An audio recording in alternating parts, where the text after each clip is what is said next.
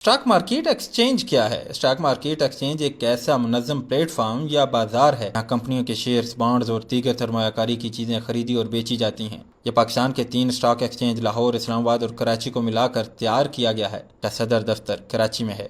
تاریخ: Pakistan stock exchange کا افتتاح جنوری 2016 کو کیا گیا اور یہ اپنی نوعیت کا پہلا اسٹاک ایکسچینج تھا۔ یہاں 400 سے زائد بروکر موجود ہیں، اس میں بیک وقت میں تینوں مارکیٹوں سے ٹریڈنگ ہو سکتی ہے۔ کراچی اسٹاک ایکسچینج پاکستان کی سب سے بڑی اسٹاک مارکیٹ تھی۔ اس کا قیام 18 ستمبر 1947 کو وجود میں لایا گیا۔ اس کا صدر دفتر آئی چندری گڑھ روڈ پر واقع ہے، جو پاکستان اسٹاک ایکسچینج کا صدر دفتر ہے۔ 2009 میں بلومبرگ نے کراچی اسٹاک ایکسچینج کو دنیا کی تیسری سب سے بڑی مارکیٹ کے طور پر تسلیم کیا تھا۔ کراچی اسٹاک ایکسچینج اس وقت بھی دنیا کی 10 سب سے بڑی مارکیٹوں میں ایک ہے۔ لاہور اسٹاک ایکسچینج، یہ پاکستان میں دوسری سب سے بڑی اسٹاک مارکیٹ ہے۔ اس کا قیام 1969 کے ایک آرڈیننس کے تحت 1970 کو عمل میں لایا گیا۔